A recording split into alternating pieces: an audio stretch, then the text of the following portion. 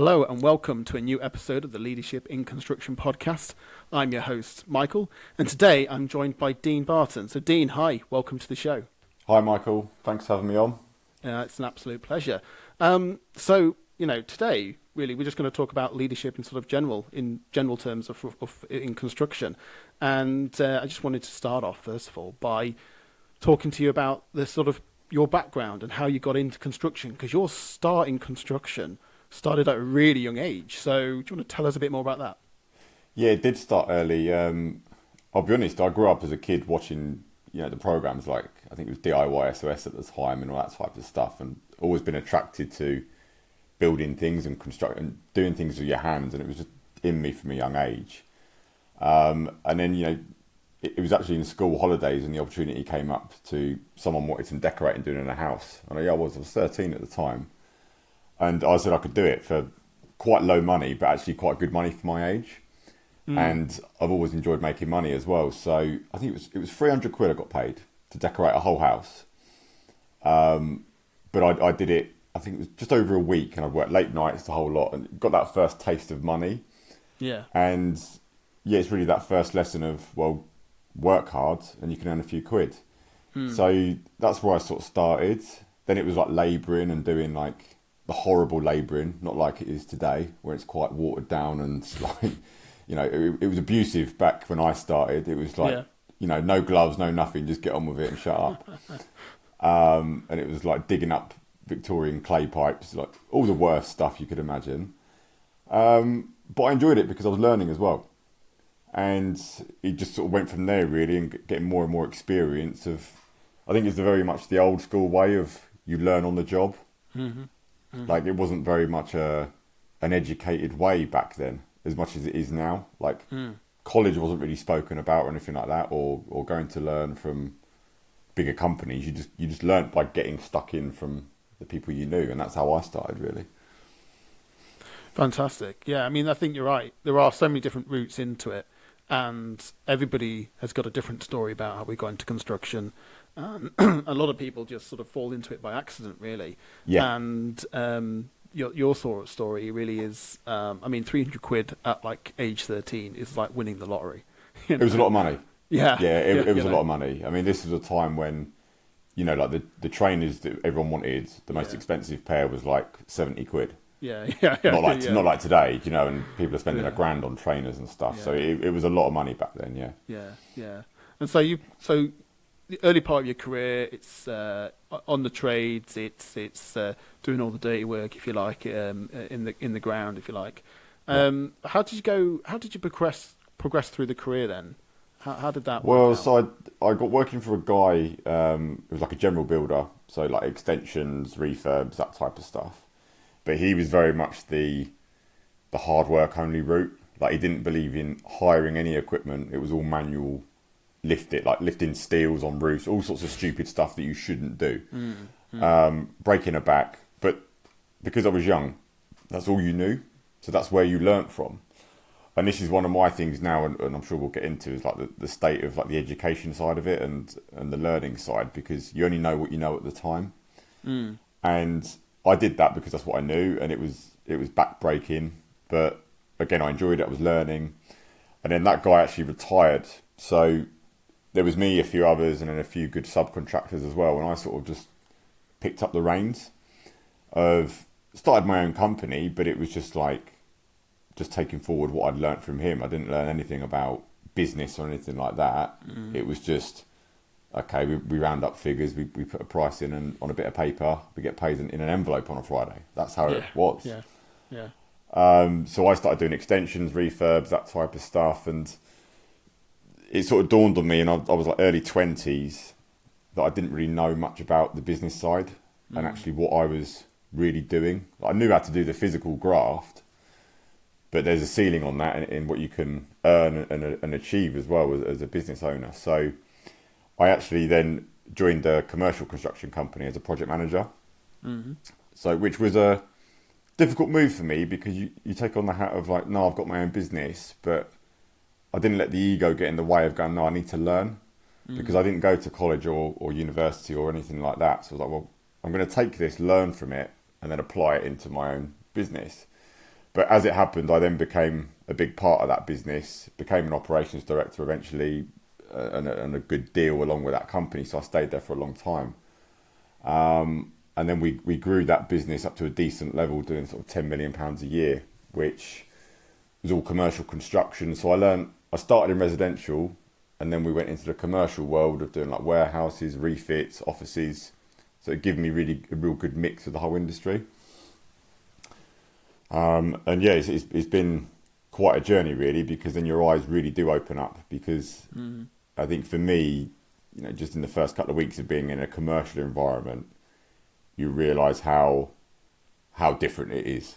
Yeah, it's so different. Yeah, I wanted to ask, like, what is the difference then from owning your own business and then moving into a reasonably sized sort of construction business already established and picking up the reins from there? Yeah, it was the learning curve is mainly on the business side and the financial side. Like everything is priced properly, and there's estimators and there's QSs and all these people and job titles I'd never even heard of before. And you realise it's run like a really tight ship, whereas my world before was rough square meterage, slap a price in, guessing a lot of work, and I used to do that. I used to guess prices all the time. Yeah. Because I didn't know how to price it properly. Yeah. But then you learn all the health and safety stuff as well. And then honestly, within a couple of weeks, it was like, fucking hell, I don't know my elbow from my arsehole with this stuff. Yeah. A completely different world to the physicalities of building stuff on site.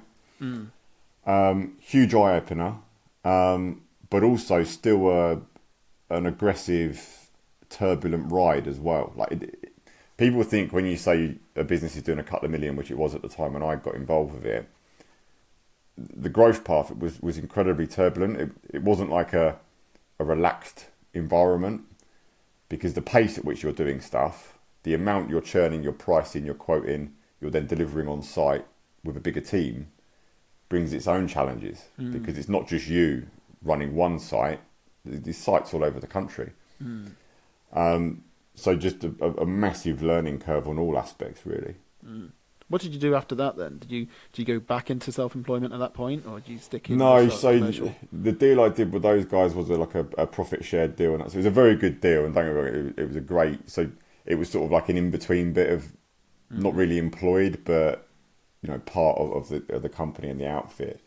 But the opportunity came up to leave last year and sort of exit it, so I did, and I took it.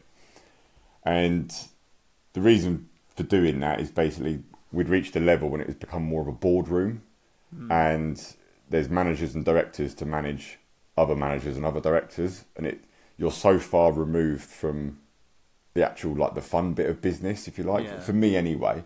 Yeah. And it become a bit stagnant. So I took the opportunity to leave, and now I do my own things. I do more consultancy now and a few other bits, but I'm that person that always wants to move forward and push yourself and grow and challenge. Yeah.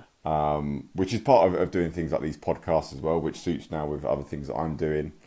That the opportunities are vast now, especially with technology and what, like this platform. People will watch this that I've never met before, and I can build relationships with people. It's just an incredible thing. So I went for it, and here we are today, mate. That's fantastic.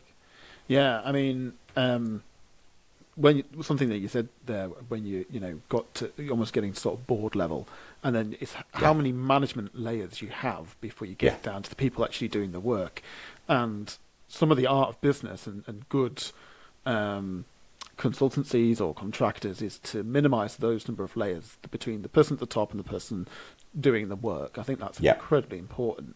What do you reckon? What have you seen in your sort of it's incredibly difficult, because when you get to that level, you're then recruiting people in that are actually on paper cleverer than you, because they've been in the industry a lot longer and they've got bigger experience at bigger companies.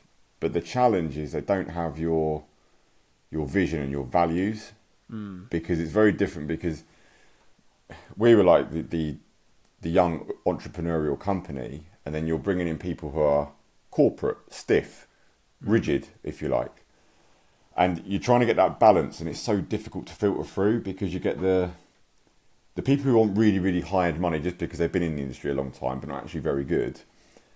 And then you get the people that are trying to make a name for themselves. And it's so difficult because you want your ethos to spread all the way down, but when it's a certain size, you can't control it. It's so difficult. One of the biggest challenges actually is recruitment. It really is. It's always been an issue in construction as a whole anyway, but the bigger the company gets, I think the harder it gets. It really is difficult. Absolutely. I think that's one of the sort of challenges when I speak to leaders and I speak to construction professionals. One of the biggest challenges about trying to instill a culture and set of values and a sort of principles throughout your organisation that you hold very dear to yourself at the top, and how you then filter that down to people below. The thing with, as you say, with recruitment, I think one of the biggest things I've seen is around skills gaps. So how do you see that at the moment? Because you've gone from very much labourer, hands-on learning through the job. I see a lot less of that today, and a lot more sort of through school and education. So I think we're sort of missing a bit of in-between bit. What do you think? Yeah, that is a major problem at the beginning side, because I think construction has got itself a bit of a name of dirty work, where the reality is it can be a very lucrative business, very rewarding, and a really good career path for professional people as well. I think we've gone through that phase of having a lot of foreign labour, Eastern Europeans coming over, and then I don't know if it's a British mentality of like, well, they do a quicker, better, faster job for cheaper money. I think we've gone through that, and then Brexit's happened and COVID's happened. I think a lot of people have got fucking lazy, if I'm being perfectly honest, through that, and seeked comfort from a home desk job, and not actually getting out there. And I think we've sort of lost our way a little bit on that. And I think the apprenticeship is the best route at the minute that the government are trying to back to sort of improve that. But I'll be honest, I'm seeing a lot, like, it's the actual drive and ambition of a lot of the youth these days is just not, it's not like it was when I was at school, if I'm being honest. Because I don't know if it's because we're in this connected world where all these kids are now just watching YouTubers make 100 grand off one YouTube video and all this type of stuff, which is, it does happen, don't get me wrong, but that's not going to happen to everyone. That's not the real world for 99% of the people. So I think there's a lot of work to be done there at the beginning stage of like educating the youth that, no, you can build a really good business out of this. Like, you can have a really good life. Like, not being on a big scale, you can earn really good money in construction if you do it right. And it's always needed. So there is work to do there. But then I think at a higher level, there's a lot of challenges as well, that there's a lot of the old school, that I call them, which is, there's a lot of ego in construction. A lot of like macho men who, in their 50s, 60s, who are very much like, we do it my way and that's the only fucking way.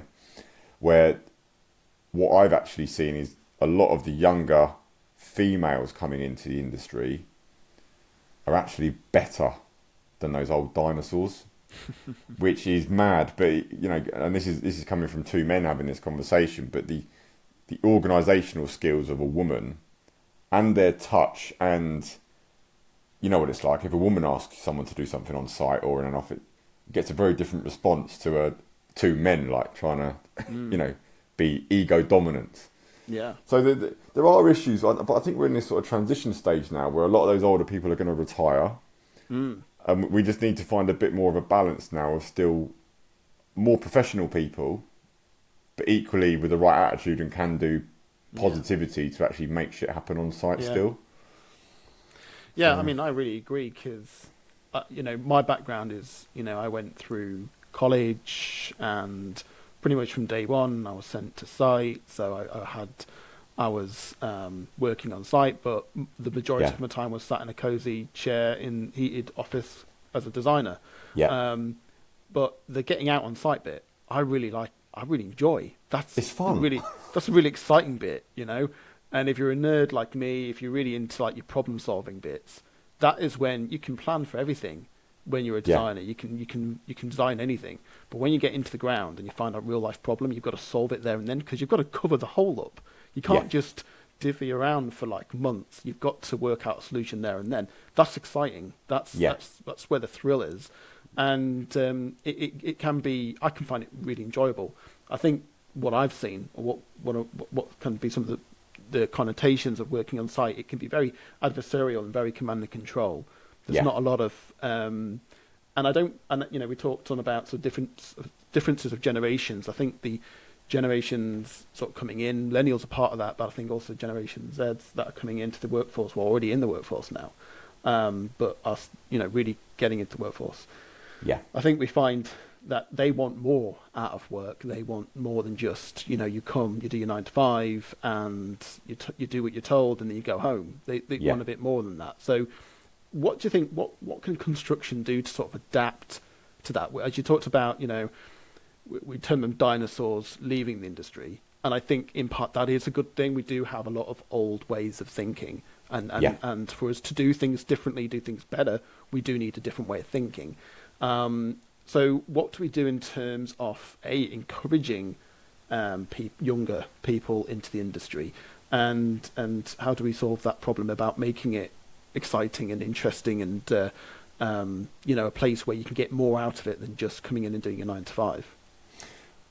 I think, based on how the world is today, if you actually zoom out a bit, and I've entered into this world now and I understand it a lot better, that obviously social media is a huge dominant force now that is not going anywhere ever. It's always going to be a big part of life. And when I say that, I actually say that with a bit of resentment, because what I hate is when you see a family all on the phones just scrolling. But we can't change that. That's how society is now. Now, when you understand that fact and accept that, but then you see that construction is actually quite a dinosaur still, in as such as, where do you really see good construction pages or followings or content or stuff like that? It's nowhere near a lot of the other industries. It's not cool, is it, to be in construction? No. So if all the kids are on the phone, it makes sense to be there, because it's the only way we're going to get their attention at 15. Where is the attention? Where's everyone looking right now? Yeah, and this is the whole thing with marketing, and I think any construction companies listening to this, marketing is not just to get your clients, it's to get your staff. Like, you get the best staff from the best marketing, because if you're a cool company, people want to go and work for you. Simple as that. Yeah. But what I typically see is a construction company. You've got the very small company. It'll be Terry the builder, and he posts his ham, egg and chips on a Friday morning, post, or him in a white vest driving his Transit. Yeah. Not very attractive. Or you've got the big construction outfits, and they're just posting like a grey, bleak, we've just fitted a pipe in a factory somewhere. That's not exciting. No, I totally agree. I think we've got it completely wrong. I think we let corporate get involved far too much. Yeah. I think we need, I think you're right. In terms of the marketing, getting marketing right, but getting it, this is where TikTok has really led the way, and now Instagram Reels is, putting on more authentic stuff.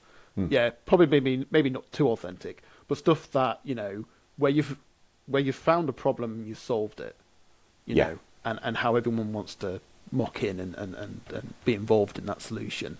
Yeah. I've seen so many sort of corporate ones where it's just their employees saying pre-prepared words. That's not really attractive. That's just still the corporate voice said by your employees. It's not the same thing. Definitely. And the part of that, the reality is that, I work for a really good company. I know I do. It has its flaws, and I'll call them out on that. There's still a lot of work for stuff for them to be good. And I think we should be honest. I think that's the whole point of accountability. And any company that puts goes, we're the best, I think, is bullshit. Yeah, exactly. You've got to be authentic about it. Absolutely. Yeah. And my biggest problem is that what I'm seeing a lot of now is a lot of the leadership and the higher management stuff. A lot of them are, they're either they were a QS and they've gone into a senior commercial role or a management role or director role. Or an FD role, and these are the types of people that have got the big say at the top, and they don't have a fucking clue about the actual industry, which is it's a problem. Yeah. I'm not knocking the skill sets, because you need those skill sets to run a really good construction company. They are a necessity, but that can't be the voice at the top, because I've always said this to anyone I've worked with and the team that I had, was that never ever forget that when you're looking at a job, because you get into it, you're looking at jobs that are millions of pounds in tenders, and all you see is the job on the spreadsheet and the numbers. Never ever forget that there's lads on site doing that job. And the art, in my opinion, of construction is bringing your lads on board and subcontractors and the team on board, but it's very different to bringing the office and the team in the office on board. And it's very easy to create a them and us environment, which is a dangerous place to be in. I totally agree. I mean, I've been on site before, where you walk around the site. So I'm a designer, so I'll walk around the site with the client and with the project managers, and we'll be looking at particular issues. And I've been on site when the client and the project managers, they don't talk to the people actually doing the work. Yeah. We walk around, this is a problem, right, okay, well, how long is that going to set us back by? How much is that going to cost? And nothing around the sort of solution. And I make it a point, really, when I'm on site, to really get to know the people working on the job. Yeah, definitely. And people skills. They've got the best knowledge, because they're closest to the project. They know the constraints on how to solve the problems. Yeah. And the commercial side of it's completely detached. You should, my opinion, put that to one side. And project managers, clients, really need to get to know who's building, what they're building for, and what they're building their asset. Definitely. There are so many ways that right now we could take this conversation. We could take this into marketing. I could go off on this for a long time, Michael. Yeah, and we're going to dig into a bit of leadership. One thing I actually wanted to just talk about, something we don't really talk a lot about in this podcast. Yeah. But I run a couple of businesses, and I'm starting to learn what it's like in the business world. Okay. And you started touching on it. I've looked at it going to a technical. So I've gone through a technical education and got to the highest point in my career where I can do technically, and I stopped. I couldn't go any higher than that. I had to learn people skills and leadership skills to keep moving forward and keep moving up in order how to build a good team that want to do really good work and serve our clients and serve our society. That's what I've been focusing on, and that's really good. I'm getting really good at the people bit, really good at the leadership stuff, but I'm still quite low down on the management side, so I'm still not I still put quotes together, still put quotes in and get fees and get paid and all that kind of stuff, but I'm not physically running the business, so I don't worry about insurance. I'm not worrying about overheads, as such. What kind of transition or skills do you need to sort of move through all the technical and people skills and then get to the position where you're running a successful construction company, whether it's a design company or whether it's contracting? What kind of skills, what kind of support do you need? Big question, that is. And I talk about this a lot now with different business owners and smaller construction companies, but a lot of it is the right direction. And so first and foremost for me, there has to be complete agreement at the very top in the direction of where the company's going. Especially the bigger you get, you have to be all on board, all in, or you're not. Otherwise, it's going to fail. Because for me, good leadership and direction starts at the very top. So that's absolute necessity one. You've got to be in absolute alignment with what you're doing. The next thing is then the focus to do that, because especially in construction, I personally think that it probably is one of the hardest industries around, and a lot of people who work in other industries have opinions on it, but unless you've been in it, you don't know, because you're always building a product somewhere on a site that's got all its difficulties. There's no site's the same. There's always different constraints, different problems, and you're dealing with a multitude of people who, one, at the level of building it, are generally low educated people, so you have to manage them in a certain way, don't you? And then you've also got some very professional people at the top, and the stakeholders, and then the client. So you've got to be able to focus and juggle a lot of things at once. Now, what's the hardest thing is is making sure, from a construction perspective, is that you never ever take your eye off the ball of the inquiries, the tenders, the pricing, because it's very easy to look forward at just the jobs you've got, especially when you're busy and you've got a lot on. You've got to be able to juggle a hell of a lot of things, and it's very tough. And the only way you can really do that is by having an amazing team below you.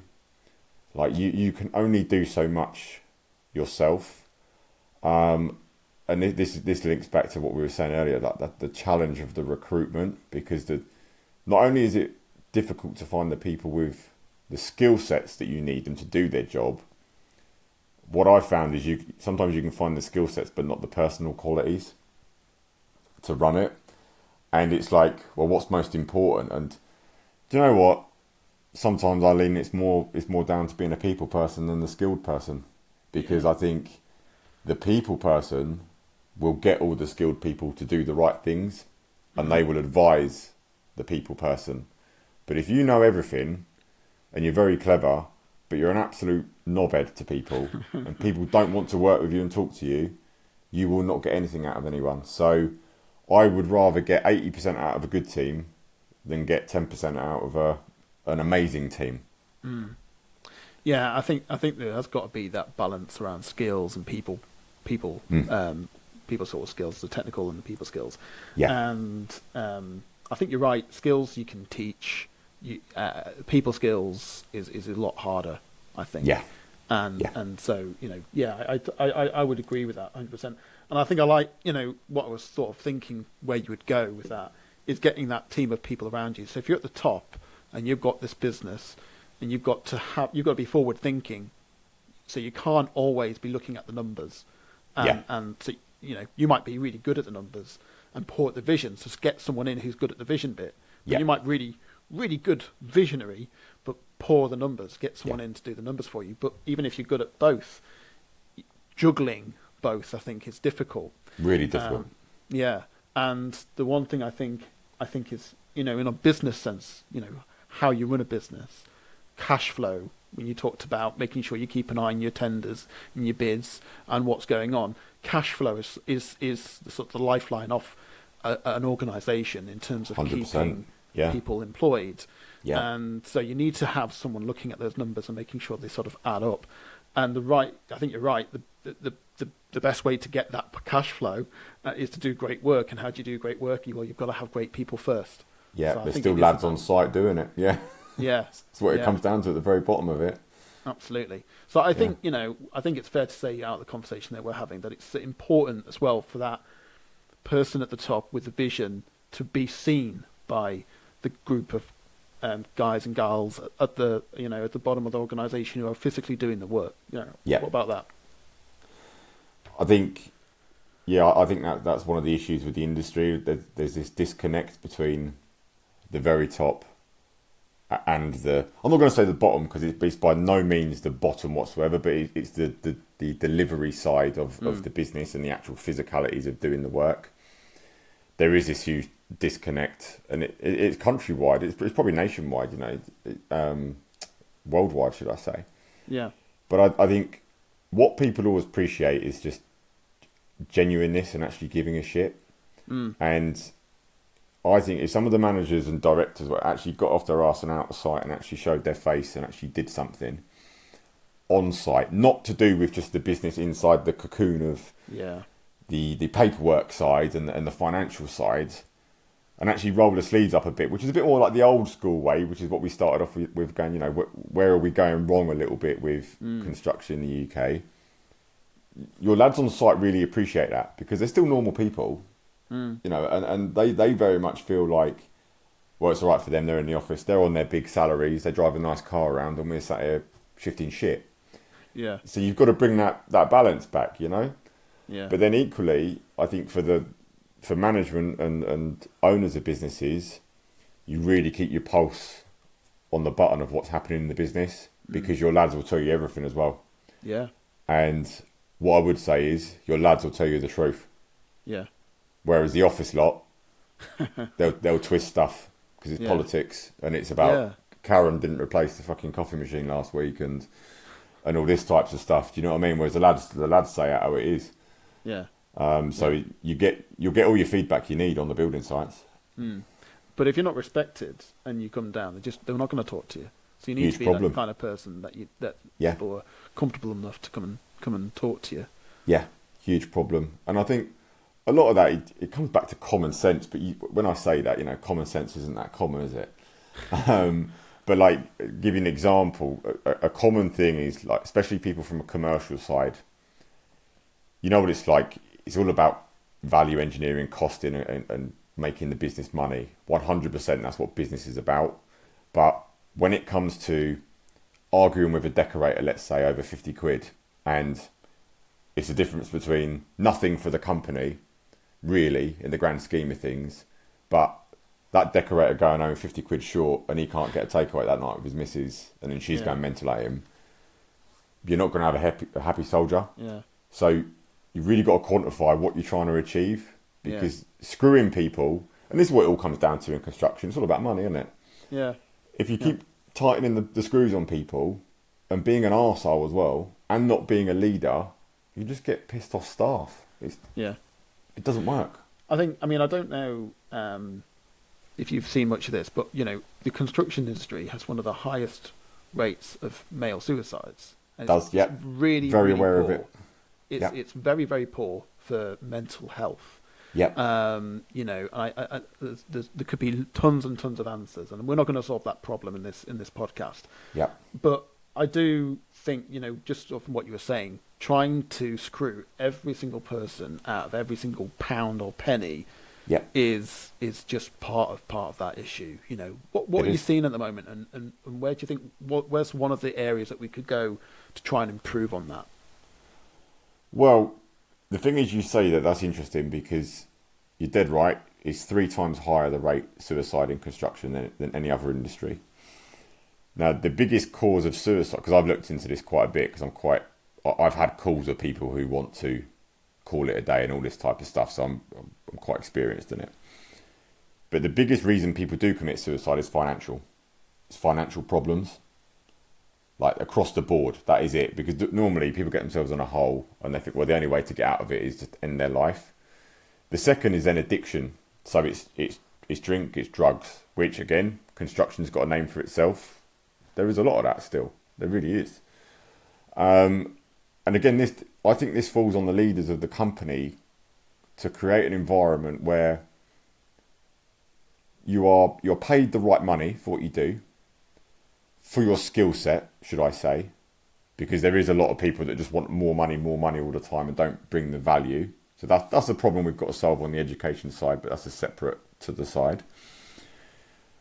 But you should be rewarding your staff, like the good ones. The good people should be rewarded. And I've always viewed that as if you can do nice favours for people and it doesn't really cost you anything, why would you not do them? I'm not talking about being walked over, but being a people person. And then you've got to create that ethos and that environment where you care about the health and well-being of your staff as well, because it's a big deal. Like, I think a lot of people who are generally in leadership or higher roles, they're quite mentally strong normally, or they've got a bit more about them naturally, and that's why they've got a professional job. But your people at the lower level, they need a bit more help, and who's going to give it to them? And I see it as any employer, once you take someone on as a member of staff, they're your responsibility. And it doesn't mean just for doing the job to help you out. That means for you to be a leader and a director of their life, really, because a lot of people, especially in construction, that they're long-term players. They're not. You don't work in a building company for 6 months and leave unless there's something wrong, or you've gone somewhere for more money. Generally, people will do 10, 20, 30 years if you look after them. So it's worth the investment of looking after people. So I think we've got to do more and more now of, one, the education side, which, when we started this, like I said, I didn't know you could go and learn how to do things properly. I didn't know anything about health and safety courses, all this type of stuff. So we've got to be doing more of this, ticking the boxes, and doing more for the fitness side, because your health is physical and mental. It's not just one, Yeah, totally agree. I think, the part that the difficulty is getting people talking as well. Yeah. You know, you talk about creating that environment. If you can have a really great culture where you can be open and you see not just your line manager, but you see the CEO on site mucking in and not, you know, as you say, genuinely mucking in, genuinely taking an interest rather than just coming to site to try and figure out, you know, where the finances are or anything like that. Yeah, exactly. If you can create that kind of culture, then you're more likely to have people to open up and speak up when things aren't right. And I think it's never just one thing, stress or, you know, serious illnesses, you know, and thinking about, you know, potentially taking your own life. It's a lot of other things that are going on. And I think we've got to be respectful of that, you know, remembering that everybody that works for us also has a life that isn't with work, you know, with their family, with their partners, you know, children, if they have children or whatever else, and respect for that time is their time. And, you know, I've gone through life and, you know, I always want a bit more money. Of course I do. You know, who doesn't want a bit more money? But when I was younger, I was just hungry for money. I just wanted to get paid and where's the next pay rise coming from and all that kind of stuff. As I've got older, I've got 4 kids now. And I'd actually, you know, if someone said, you know, I'm not going to give you a pay rise, but I'll give you 10 extra days off. I'm like, yeah, great. That's fantastic. Worth so much more, isn't it? You know, that to me, so everybody values things differently throughout the different courses of their career and different courses of their life. Yes, definitely. And I think a good leader recognizes that and balances that. So, you know, making sure, I think you're right, making sure people are paid the right amount, you know, so that they can live, but not just live, but they can thrive and enjoy life, because there's more to it than just work. Of course. But then also understanding what do they value, because you know, I would, at my stage of my career now, I want more freedom, I want more time with my children. You know, so I mean, that's brilliant. You know, we haven't got a lot of time. I wanted to cycle back a bit about how things have changed. You know, we talked about the old school way of doing it, you know, and I look at where I am at the moment, especially having gone through COVID, the workplace inside an office, not only on site. I don't know quite how it has changed on site, because I haven't been to site since March 2020 because of COVID. Other than it's a long time. Other than through a camera on WhatsApp. But in the office, the attitudes have completely changed. You know, there was an attitude when I was a spotty faced 17-year-old, you know, starting as a trainee draftsperson, that we weren't allowed to listen to music, we weren't allowed to have any distractions. You came in, you did your 9 to 5, and you left. That was it. Nothing. It's totally different now. The office is not like that. There's people, and not even just Gen Z, but millennials and even Gen A's who will be watching Netflix at their lunch break, who will you know, listen to podcasts, you know, and it's a completely different environment now. And there's a part of me just thinks, can't do that. And actually, you know, but why? If the work's getting done, who's it hurting? You know, that kind of thing. So the attitudes to people have slightly changed, and I do think it needs to a little bit as well. The way it was before, and I think COVID sort of like fast forwarded this, but the way it was before in construction was very old school, and I think it's gone the other side now, and we almost let anything go with fear that if you say, you can't do that now, people will start leaving in their droves. So there's this, I think, you know, you started talking about it, they've got to find this balance between embracing new ways of doing things and new ways of thinking, but also the old ways about making sure that everybody is mucking in. 100%. And the biggest thing on that is environment is everything. Like, the environment is going to dictate the performance of any team. Like, if you're in a hungry, ambitious, high energy, positive environment with a bit of stress, you know, a certain level of stress and pressure is a good thing, don't get me wrong. If you can create that environment, then you're going to have people that are willing to do that, but you've got to have staff that buy into the business and the bigger picture of what you're trying to achieve as a team.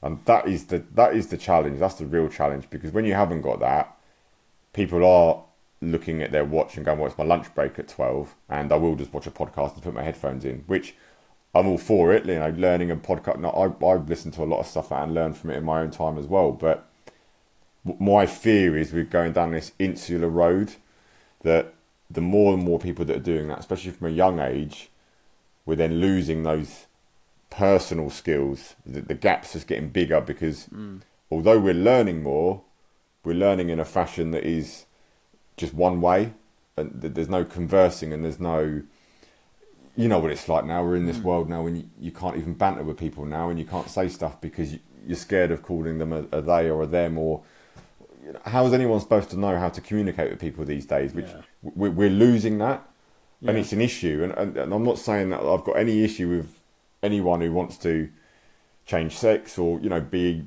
anything, whatever you want to be. You crack on. It's not my opinion, but we can't all try and juggle everything, and then ultimately we don't even communicate with anyone because we've a fear of calling someone the wrong thing.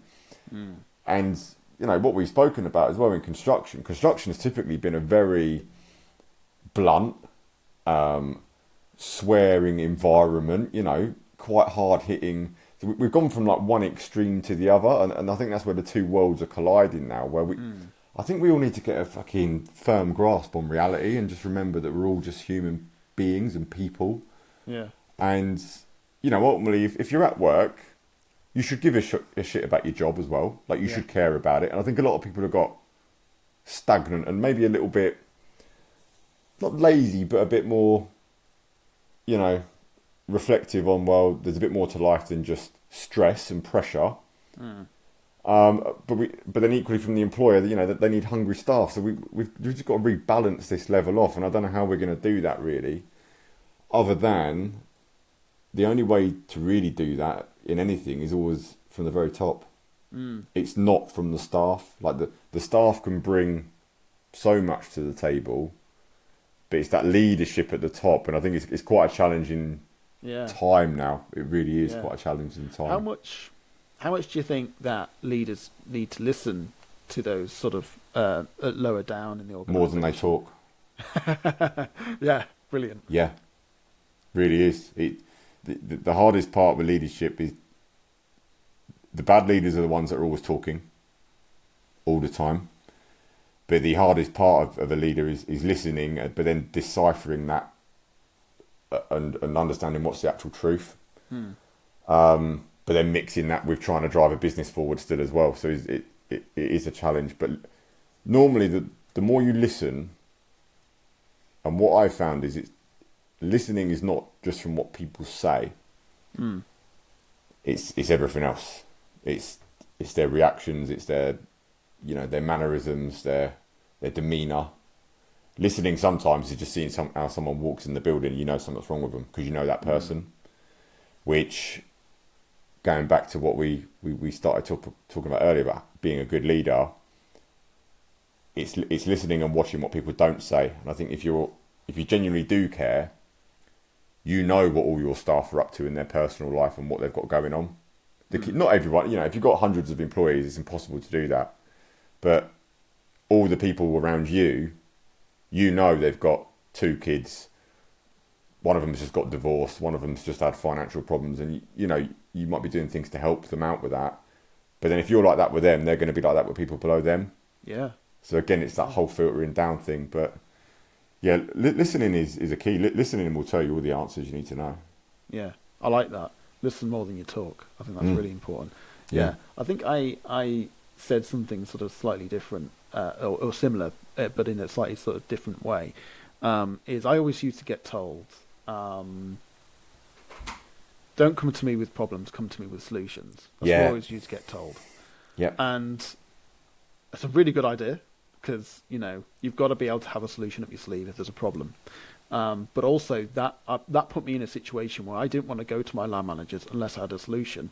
Fact is, I didn't have the education or knowledge or confidence to work out the solution without their help. So I changed that round to don't come to me with solutions, come to me with problems. Because I want my team to be confident enough that if they've got a solution, go for it.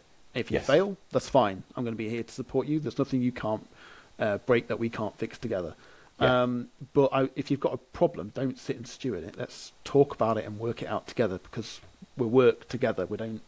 I'm not here to hear solutions. I'm here to hear problems and hear feedback. So definitely the easiest thing for people to do when there's problems is to be the loudest voice in the room and let the ego take control and be like, well, fucking sort it out and just crack on with it and then just walk away from it.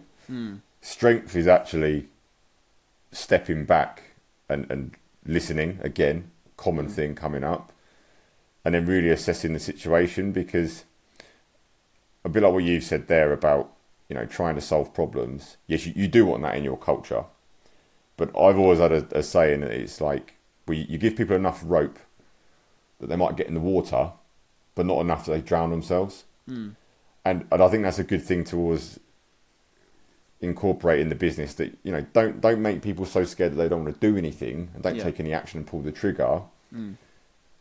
But equally, don't just leave it for 6 months, or when they're working on something, and you've got to verify a lot of stuff along the way. And again, it comes back to that proactive, keeping your eye on the ball. Yeah. And I think this is where there's a lot of people screaming now, sort of saying, but I don't have time to solve everyone's problems. And there's also the flip side of that, is there's managers that will dive in too early and solve everybody's problems without giving other people a chance. So I appreciate there's a careful balance. And the more and more people I talk to, the more the common theme of coaching comes in. So, if you're not familiar with what coaching is, it isn't solving people's problems.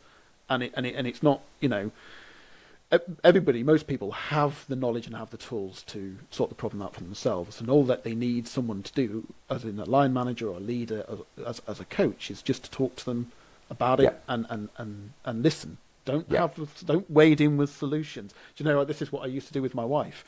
She would be telling me about problems she's got at work or problems she's got with such and such, and I'd wade in with the solution, thinking I was a knight in shining armour, and then she'd get upset with me because what I realised is she doesn't want me to solve the problem. She just wants me to listen. And I think it's the same in leadership. It's the same in construction. If you just wade in every single minute trying to solve the problem, you disempower the people around you. And the key is to empower people, give people the confidence that they can solve the solution, solve the problem themselves. And I would say that out of everybody that comes to me with a problem, in quotation marks, only about 10% of those are actual problems that I can solve, and the rest of it is something that they have the knowledge but don't have the confidence. So I just got to pull out the confidence in them. So. Yeah, definitely. I agree with that. Awesome. Right, well, look, we could keep going. There's so many, we could talk about marketing, which is a massive topic. Yeah. We're going to have to bring this podcast to a close, unfortunately. We'll have to do a part 2, mate. Absolutely. So I wanted to ask you the final question, which is the same question that I ask absolutely everybody. And I think it's a really good question, which is, what do you think is the most important aspect of leadership? Good question. And the immediate thing that's come to my mind when you said that is one word: it's congruency. So it's congruency. So strong leadership is from people that they're asking you to do things that they would do themselves, and they want you to do that. Like, they believe in what they're asking you to do. If you're a congruent leader, people see that. And I think I'm not going to get too spiritual and all that sort of hippie vibe, but humans are very good at instinct and believing someone who's genuine, who's talking the real game. And if you're a congruent person of saying, what you're asking them to do is the right thing, especially when it's a tough decision, but it's right, and then your staff and your team know that you're right as well, because they believe you and that you are genuine, you're congruent in what you're saying. They're the leaders that are going to stand the test of time and be the dons, if you like, the proper leaders. That's fantastic, and that is a new one on me, so I'm going to be Googling that one. Google it. It took me a while to get it, because it's a big word, and I don't do a lot of big words, but it's have a look. But I think that's really interesting, and I want to dig into that some more. So look, Dean, thank you so much for your time. I've really enjoyed our conversation. Look, Pleasure. Where can people find you? Because you've got your own podcast.